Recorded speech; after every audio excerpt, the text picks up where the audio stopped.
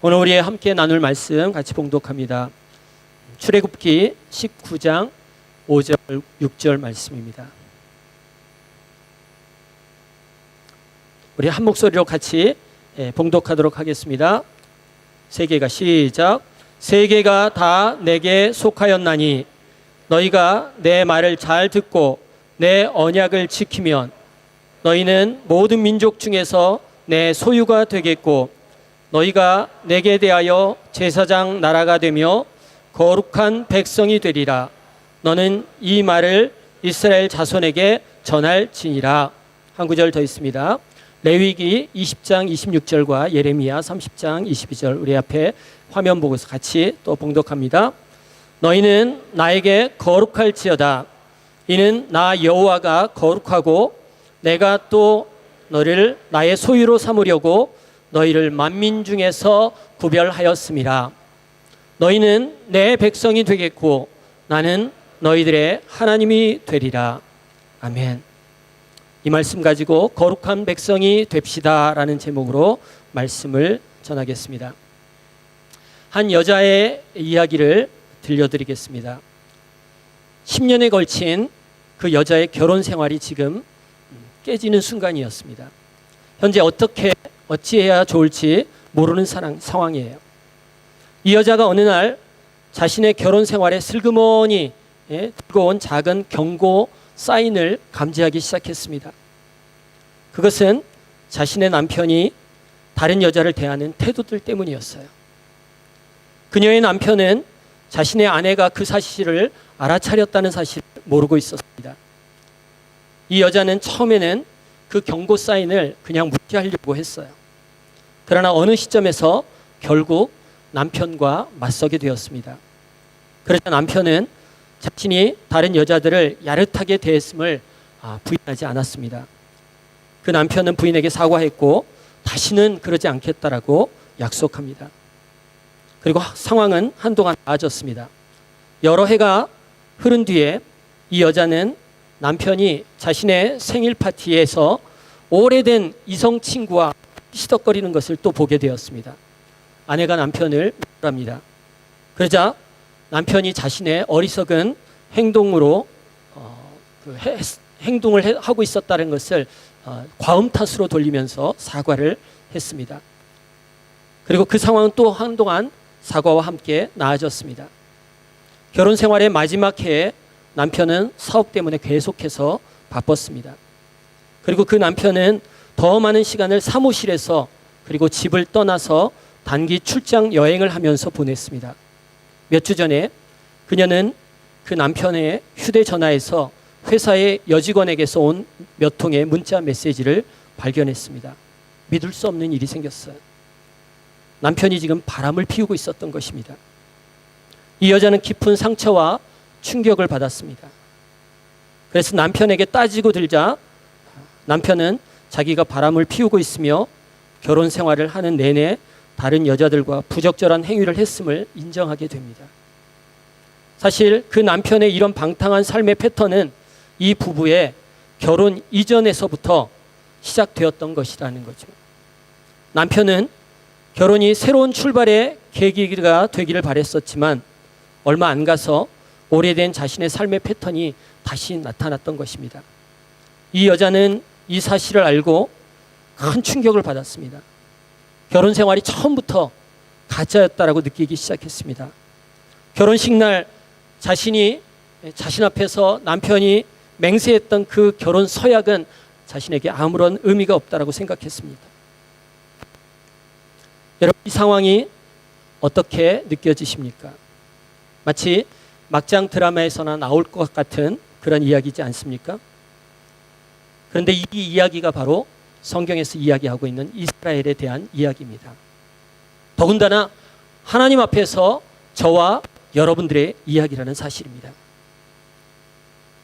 특히 여러분 성경을 읽을 때 사사기서를 가만히 지금 말씀드린 이 막장 드라마 같은 이야기와 대비시켜서 읽으면 아주 쉽게 사사기가 이해가 될 수 있을 거라고 생각합니다. 여호와 하나님은 신실한 아내와 같습니다. 이스라엘은 신실하지 못한 남편과 같다라는 거죠. 그리고 시내산 언약은 혼인 서약으로 볼 수가 있습니다. 가나안의 이방 신들에 대한 이스라엘의 지속적인 우상 숭배는 남편이 계속해서 그 서약을 어기는 것과 똑같다는 것입니다. 어쩌면 하나님의 백성이 서서히 부정한 길로 빠져든 것처럼 보이지만 여러분, 사사기 끝부분에 가만히 읽어보면 그들의 부정이 아주 일찍이, 다시 말해서 여호와 하나님과 처음 관계를 시작한 때부터 이미 만연해 있었다라는 것을 성경을 통해서 우리는 알 수 있다라는 것입니다. 여러분, 오늘 읽어드린 출애굽기 오늘 본문의 말씀은 이스라엘 백성이 애굽에서 빠져나온 지 2개월 정도가 지난 시점에서 시내 광야에 머물렀을 때 벌어졌던 일입니다. 이곳에서 이스라엘과 여호와 하나님의 혼인 서약과 같은 일명 시내산 언약이 맺어지는 그런 시간적인 그런 차입니다. 이곳 시내산 언약의 특징, 성경에 많은 언약들이 나옵니다. 그러나 특별히 이집트에서 빠져나와서 시내산에 머물면서 시내산 언약, 하나님과 시내산 언약을 맺은 이 특징이 있다면 그 이전의 언약은 노아와의 언약, 아브라함과의 언약, 야곱과의 언약, 단 한 사람과 하나님과의 언약이었는데 이 시내산의 언약은 유독 이스라엘이라는 전체 백성들과의 하나님과의 언약을 맺는 언약이라는 것입니다. 그래서 너무나도 시내산 언약이 이스라엘 민족과는 너무나도 중요한 언약이라는 것입니다.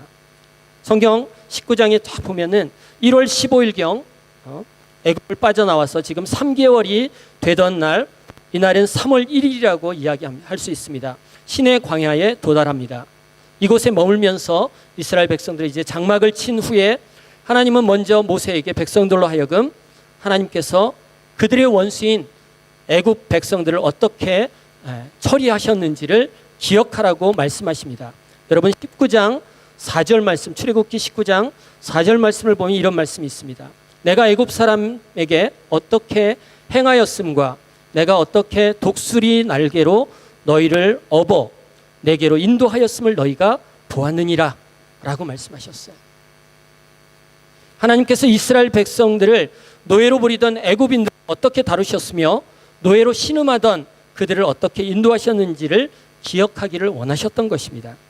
또 하나님께서 어떤 과정을 통해서 이스라엘 백성들을 하나님께로 인도해 오셨는지를 기억하라고 지금 말씀하고 계시는 것입니다. 이것을 성경은 독수리의 날개로 너희를 업었다라고 표현하고 있습니다. 여러분, 이것을 이해하기 위해서는 신명기서 32장 11절을 살펴보아야 합니다. 신명기 31장 11절 말씀해 보면 마치 독수리가 자기의 보금자리를 어지럽게 하며 자기의 새끼 위에 너풀거리며 그의 날개를 펴서 새끼를 받으며 그의 날개 위에 그것을 엎는 것 같이 라는 그런 표현이 나옵니다. 여호와 하나님께서 홀로 인도하셨다라는 거죠. 어떻게? 그것을 엎는 것 같이. 마치 어린 독수리는 이런 식으로 나는 법을 배웠다는 것을 여러분들 잘 알고 있을 것입니다. 인디언들이 자신의 자식들에게 수영을 가르치기 위해서 강물에 집어 던지는 것처럼 그와 똑같은 사례입니다. 독수리의 어미는 먼저 둥지를 흔들어서 자기 새끼들을 둥지 바깥으로 떨어뜨립니다. 혼자서 떨어지는 그 독수리 새끼는 날갯짓을 발버둥 치죠. 날갯짓을 해보려고 발버둥 치지만 결국 밑으로 바위 위로 떨어지게 됩니다. 그러나 독수리 어미는 그 떨어지기 바로 직전에 바로 재빨리 날아가 새끼를 날개 위에 엎고 다시 둥지에 올려놓습니다. 이런 일이 계속 반복합니다. 이런 훈련 과정을 통해서 여러 번 거치면서 결국은 독수리 새끼가 날기 시작하게 된다는 것입니다. 이런 과정에서 독수리 새끼는 날개를 움직이는 방법과 꼬리 날개로 방향을 잡는 그런 방법을 스스로 터득하게 되고 이제 급기야 다른 독수리처럼 창공을 향해서 날아갈 수 있게 된다는 것입니다. 바로 하나님께서 이런 방법으로 이스라엘 자신의 백성들을 이끌어내셨다라고 지금 말씀하고 계시는 것입니다. 여러분, 하나님께서 우리에게 주시는 어떤 시련이나 고난은 어떤 의미에서 우리를 하나님께로 이끄는 도구가 될 수 있다는 것을 아셔야 합니다. 우리 삶에 펼쳐지는 고난과 고통, 시련들이 어떤 것은 하나님께로 우리를 하나님께 앞으로 이끄시기 위한 계획적으로 아주 의도적으로 사용하시는 것일 수 있다는 것입니다. 그런데도 우리는 이 진리를 알지 모른 채 조금만 어려움이 닥쳐도 이 상태를 거부하려고 발버둥 치는 것을 볼 수가 있습니다. 특히 우리는 우리들의 둥지 자체가 막 흔들리는 것을 견딜 수 없어 합니다. 아주 싫어합니다. 그저 편안하고 안일하게 생활하기를 원하지요. 때로는 아무 일도 없이 누군가가 먹을 것 갖다 주기만을 바라는 그런 모습으로 살아갈 수도 있습니다.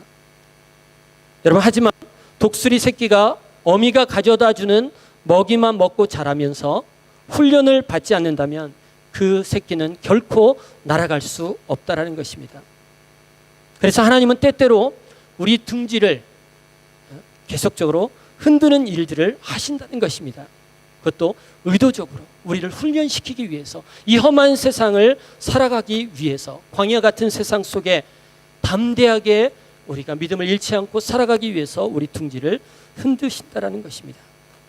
우리로 바위 위로 떨어뜨리게 하신다는 것이에요. 그러나 이 모든 것은 예수 그리스도 안에서 우리로 하여금 우리가 성숙한 믿음을 가지고서 살아갈 수 있도록 하기 위한 하나님의 계획 속에 포함되어 있는 일이라는 것입니다. 우리는 환경이 유리하게 펼쳐지면 쉽게 하나님을 잊을 때가 많아요. 사업이 잘 되고 계획된 일이 순조롭게 진행되고 물질도 어느 정도 충족되어 있는 상황이라면 하나님을 뒷좌석으로 밀어넣기 일쑤입니다. 그러다가 고난이 닥치면, 어려움이 밀려오면 그제서야 하나님 앞에 엎드려서 부르짖으면서 하나님을 찾기 시작하는 우리의 모습을 봅니다. 그럴 때면 하나님께서는 그런 중에도 여전하게 우리를 그 품으로 이끌어 가시며 우리를 업고 비둘기가 날개를 자기 새끼들을 품는 것처럼 우리를 품어주시고 우리를 다시 한번 보듬어 주신다는 것입니다. 마치 독수리의 날개로 이스라엘 백성들을 애굽으로부터 인도해내신 것처럼 그렇게 우리들을, 그렇게 하나님을 찾는 우리들을 다시 맞아주신다는 거죠. 여러분, 기억하십시오. 우리에게 어떤 고난과 시련과 역경들이 다가온다면 하나님께서 혹시 우리들을 훈련시키시고자 하는, 하나님 앞으로 이끌시고자 하는, 우리를 조금 더 성숙한 믿음으로 소유하게끔 하는 하나님의 훈련이라는 사실들을 기억하시기 바랍니다. 이렇게 하나님께서 인도 이스라엘 백성들에게 어마어마한 놀라운 축복을 함께, 소명과 함께 주시는 장면이 오늘 본문 말씀입니다. 출애굽기 19장 5절 6절 말씀입니다. 세계가 다 내게 속하였으니 너희가 내 말을 잘 듣고 내 언약을 지키면 너희는 모든 민족 중에서 내 소유가 되겠고 너희가 내게 대하여 제사장 나라가 되며 거룩한 백성이 되리라. 너는 이 말을 이스라엘 자손에게 전할지다 라고 말씀하십니다.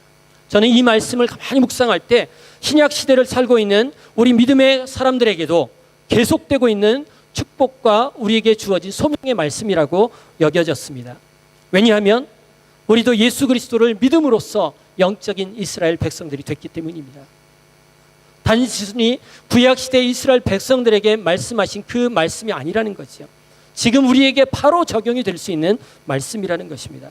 이 놀라운 축복의 약속 뒤에는 조건 하나가 붙습니다. 뭐지요? 순종하라는 것입니다. 너무나도 우리들은 잘 알고 있습니다. 하나님 말씀을 잘 듣고 언약을 지키면 하나님께서 이스라엘을 제사장 나라가 되게 하시겠고 거룩한 백성이 되게 하고 특별히 하나님의 소유로 삼겠다라고 지금 말씀하고 있습니다. 이것이 바로 시내산 언약의 기초입니다. 어떤 의미에서 하나님께서 우리와 혼인 서약을 하시는 장면이라는 거죠. 여러분, 혼인한다는 것 무엇을 의미합니까?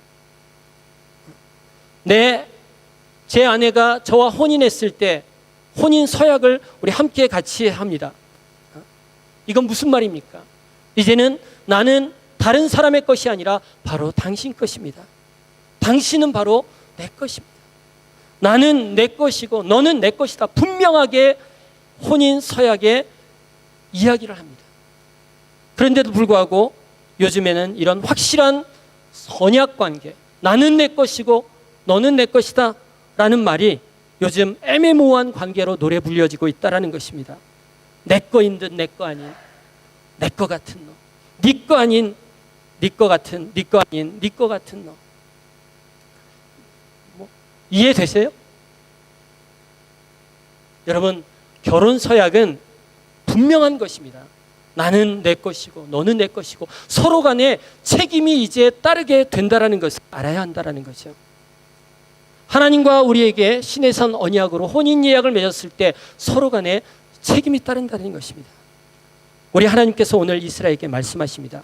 세계가 다 내게 속하였지만 너희는 내 말을 잘 듣고 내 언약을 지키면, 즉 순종하면 너희는 모든 민족 중에서 내 소유가 되겠다. 다시 말해 하나님의 특별한 백성이 되겠다라고 우리들을 만드셨다라는 거죠.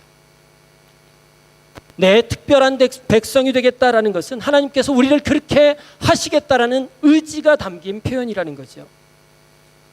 여러분, 하나님의 소유된 백성이 된다라는 것은 우리들이 누려야 할 특권이고 엄청난 은혜라는 것을 알아야 합니다. 바울은 에베소 교인들에게 편지할 때 이 하나님의 이 풍성한 은혜를 알도록 간구하고 있음을 우리들은 잘 알고 있습니다. 하나님께서 얼마나 우리들을 존귀하게 대하시고 계시는지 너희들 알아야 된다. 우리가 하나님께서 얼마나 우리들을 가치 있고 존귀한 존재로 우리를 부르시고 계시고 여기시고 계시는지 너희들 알아라. 하나님께서 자신의 아들을 내어줄 정도로 우리를 귀하게 여기셨고 우리에게 너무나도 큰 가치를 부여하셨습니다. 이렇게 하나님은 우리를 특별한 존재로 하나님의 소유된 백성으로 삼으셨다라는 것입니다.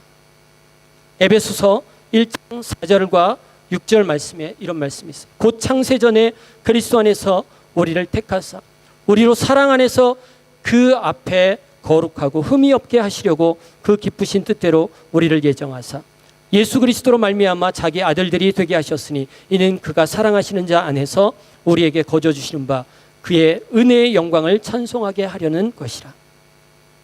이때 아멘 나와야 되는데 안 나오네요. 여러분, 주님께서 우리를 특별한 소유로 삼으시는 까닭이 있다면 바로 다른 게 아닙니다. 그 앞에 거룩하고 흠이 없게 하시려고 하는 거죠. 출애굽기 19장 오늘 본문은 그것을 제사장 나라와 바로 거룩한 백성이 되게 하신다라고 표현하고 있다는 것입니다. 여러분, 오늘 본문 레위기서 본문 20장 26절에 뭐라고 말씀하십니까? 너희는 나에게 거룩할지어다. 이는 나 여호와가 거룩하고 내가 또 너희를 나의 소유로 삼으려고 너희를 만민 중에서 구별하였습니다. 너희 거룩한 백성과 제사장 나라가 되어야 한다는 것은 이제 하나님과 언약 관계가 된 이스라엘의 소명이었어요. 축복만이 아니라 이제는 소명이 되었다는 거죠. 이스라엘 백성은 이제 거룩한 백성으로 살아가야만 했던 것입니다. 이것을 위해서 하나님은 만민 중에서 특별히 그 이스라엘 백성들을 구별하였다라고 말씀하고 있다는 것이죠. 저는 이 말씀이 이스라엘 구약시대를 사는 이스라엘 백성들에게만 하는 것이 아니라 오늘날에도 그대로 적용된다라고 믿습니다. 레위기 본문 말씀은 우리로 하여금 지금 거룩하라 라고 말씀하고 있다는 거죠. 여러분, 거룩한 백성이 되려면 우리가 거룩해야 합니다. 거룩이란 말의 의미들을 좀 더 생각해 보았으면 좋겠어요. 먼저 본문에 나오는 거룩이란 말의 개념은 여러분 잘 알다시피 구별이란 뜻입니다. 어디로부터 구별하였다라고 말씀하십니까? 본문은 만민 중에서 우리를 구별하였다라고 말씀하신다는 것입니다. 또 본문을 자세히 살펴보십시오. 누구에게 거룩하게 하신 것입니까? 나에게 거룩할지어다 라고 얘기하고 있다는 거죠. 하나님에게 거룩하라. 이 두 가지를 여러분들 잘 염두에 두시면서 들으시길 바랍니다. 여러분, 제사장 나라가 되어야 한다라는 것은 다른 말이 아니라 제사장직을 수행하는 사람들이 되어야 된다는 거죠. 그런 백성이 되어야 된다는 것입니다. 구약시대 제사장 위임식 장면을 보면 제사장들의 복장을 말할 때 속옷을 입히고 띠를 띠우고 겉옷을 입힌 후에 그 위에 에봇이라는 것을 걸쳐 입게 되었습니다.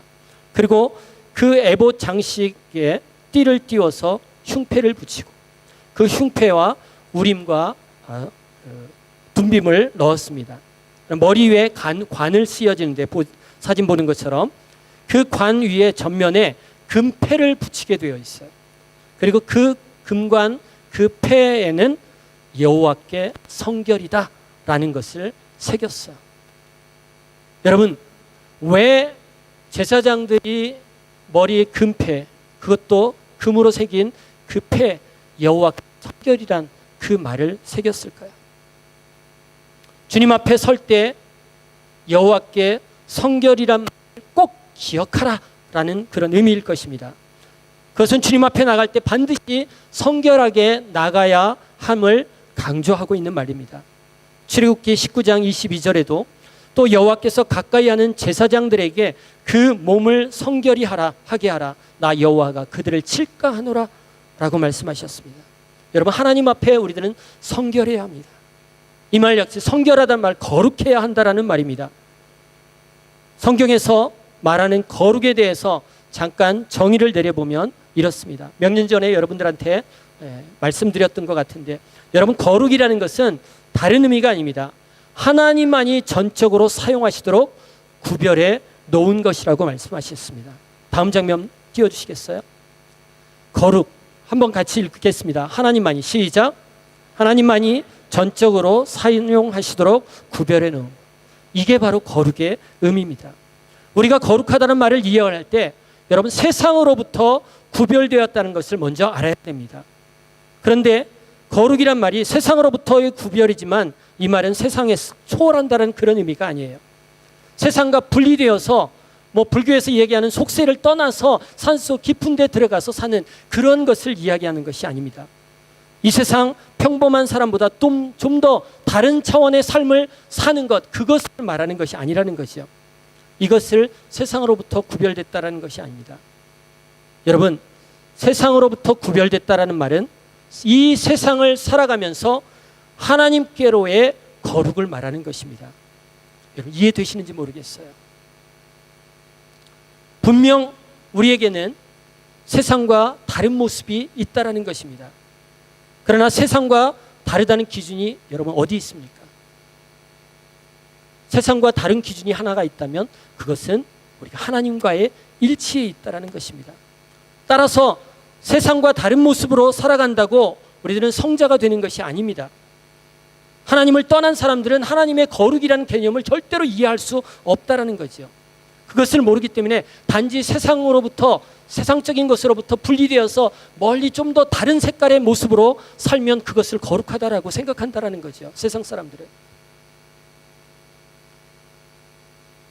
오래전에 이것을 설명하고 이해시키기 위해서 제가 미운 오리 새끼에 대한 이야기를 했던 것 기억하시는지 모르겠어요. 여러분, 미운 오리 새끼 다 아시죠? 원래 오리가 아니라 백조였습니다. 백조가 어릴 때는 오리처럼 자라다가 점점 백조의 모양으로 아름답게 변해됩니다. 여기서 백조가 오리들과 구별된다는 것을 여러분 생각해 보십시오. 백조는 분명히 오리들과 다릅니다. 이것은 오리들로부터의 구별이라고 이야기할 수 있습니다. 또 이것은 백조애로의 구별이라는 말입니다. 이해되시죠? 평소에 국어를 열심히 공부했으면 아마 이해가 빠르실 것입니다. 여러분, 다음 장면 보여주시겠어요? 여기 미운 오리 새끼가 있습니다. 사실 백조 새끼입니다. 그리고 오리 새끼들도 있다고 생각해 보십시오. 그리고 오리와 다른 거위가 있다고 가정해 보십시오. 분명 오리와 백조는 구별되고 거위도 구별이 됩니다. 이것이 바로 오리들로부터의 거룩이라는 의미라는 거죠. 그러나 백조, 즉 미운 오리 새끼에게서는 백조애로의 거룩이지만 거위는 절대로 그럴 수 없다는 거죠. 거위는 그냥 오리와 다른 존재라는 거죠. 백조 편에서 보면 거위는 여전히 백조가 아닌 것입니다. 그런데 이 세상 시각으로 이 장면을 볼 때 거위 같은 사람들을 일컬어서 성자라고 이야기한다라는 것입니다. 여러분, 백조가 어릴 때는 뭐였었어요? 미운 오리 새끼죠. 아주 밉게 생겼습니다. 그런데 여러분 잘 들으세요. 우리 그리스도인들도 제대로 되지 못하면 굉장히 미운 모습을 하고 있을 때가 많다라는 거죠. 아주 미운 모습을. 요즘 같은 세상의 미운 그리스도 때문에 기독교가 욕먹고 있지 않습니까? 정말 미운 모습으로 살고 있는 많은 사람들이 있다는 것을 아셔야 됩니다. 본인도 꼴을 보니까 도무지 백조 같지 않고 나 왜 이럴까? 내 모습 왜 이럴까? 괴로워합니다. 그러나 분명한 것은 아무리 괴로워해도 백조라는 것은 변하지 않는다는 거죠. 왜? 그가 백조의 생명을 갖고 있기 때문에. 아무리 믿게 보이고 아무리 이상한 소리를 내도 백조는 백조일 수밖에 없다라는 것입니다. 이것이 바로 성경이 말하는 거룩의 의미라는 거죠. 여러분, 하나님께로의 거룩이라는 의미를 올바로 알아야 됩니다. 내게 거룩할지어다 성경은 이야기합니다. 바로 하나님에 대해서 거룩하라는 것입니다. 오늘 바로 이 거룩의로의 부름을 받고 있는 사람들이 저와 여러분들 모두라는 거죠. 베드로전서 1장 15절에서 16절에서도 오직 너희를 부르신 거룩한 이처럼 너희도 모든 행실에서 거룩한 자가 되라. 기록되었을 때 내가 거룩하니 너희도 거룩할지어다 라고 하셨다. 이 말씀을 볼 때 모든 그리스도인들은 거룩의로의 부르심을 받고 있는 것입니다. 여러분, 하나님의 모든 백성과 자녀들은 우리 주님께로의 거룩의 부르심을 받고 있는 사람들입니다. 그럼에도 불구하고 우리가 거룩이란 말을 사용할 때 왠지 모르게 마음에 두드러기 같은 이런 반응을 보일 때가 많다라는 것입니다. 기도할 때 거룩하시고 거룩하시고 라고 할 때 어딘가 모르게 알레르기 반응을 보이는 사람도 있다는 것입니다. 어린아이들에게 거룩이라는 것을 물어본 적이 있습니다. 거룩이 무슨 뜻이냐라고 할 때 거룩이라고 하면 단지 어떤 교리적인 것이나 옛날 사람들이라 하는 시대에 뒤떨어진 사람들이 사용하는 그런 언어라고 생각하고 있습니다. 복음을 이해하지 못하는 사람들은 단지 율법적인 것으로 거룩을 이해하려고 하지만 율법적인 사람들이 주로 거룩하면서 사용하고 있는 단어로 쓰여지고 있다는 것입니다. 그러나 거룩이란 단어는 우리들의 삶 가운데 진실한 어떤 문제에 맞닥뜨리게 되었을 때 그 핵심 가운데 우리 안에 거룩이란 문제가 떠오르기 시작한다는 것을 여러분들 알아야 됩니다. 우리가 간혹 삶을 살아갈 때 의의 문제에 부딪히거나 특별히 죄의 문제에 부딪힐 때 그런 상황이 많이 있습니다. 이건 마치 의의 문제와 거룩의 문제는 그 죄의 문제는 동전의 양면처럼 우리 삶 속에 죄의 문제와 함께 늘 다루고 있습니다. 이것 때문에 우리들은 심각한 고민에 빠질 때가 있다라는 것입니다. 여러분 다 죄의 문제 때문에 심각한 고민에 처해 있을 때 있지 않았습니까?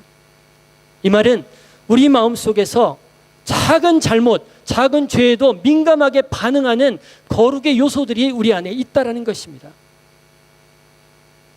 여러분, 우리 삶의 깊은 차원으로 들어가게 되면 반드시 거룩의 문제를 생각하지 않을 수 없다라는 것을 알아야 됩니다. 특별히 모든 신실한 그리스도인들은 이 거룩에 대한 열망을 가지고 있습니다. 어떻게 그것이 표현되든 간에 그 안에 거룩하신 하나님, 거룩하신 우리 주 예수 그리스도처럼 되려고 하는 그 열망이 우리 가운데 소망으로 품어져 있다라는 것입니다. 여러분 그렇지 않습니까? 여러분들 안에 거룩하고자 하는 예수님처럼 닮고자 하는 그런 마음이 있다면 여러분들은 택함 받은 민족이라는 거죠. 백성들이라는 거죠. 그럼에도 불구하고 우리들은 반복되는 죄, 거듭되는 죄 때문에 거룩과 우리 자신과는 무관한 것처럼 여기게 된다라는 것입니다. 때로는 죄 속에 허덕이면서 절망 가운데 빠지고 만다라는 게 우리의 큰 문제라는 거죠. 많은 그리스도인들이 이 죄의 문제 때문에 결국에는 절망까지 가고 교회 생활을 소홀히 하게 되는 경향까지 있다라는 거죠. 히브리서 10장 5절에서 9절 말씀에서는 그리스도께서 아버지의 뜻을 행하기 위해서 이 땅에 오셨다라고 기록되어 있습니다. 그리고 이어서 10절 말씀에 뭐라고 얘기하냐면 이 뜻을 따라 예수 그리스도의 몸을 단번에 들이심으로 말미암아 우리가 거룩함을 얻었노라라고 말씀하고 있어요. 이 말씀에서 분명히 우리가 알아야 되는 것은 우리의 거룩함은 하나님의 뜻을 따라 우리를 위해서 베풀어 주신 예수 그리스도의 공로에 전적으로 의지하고 있는 것이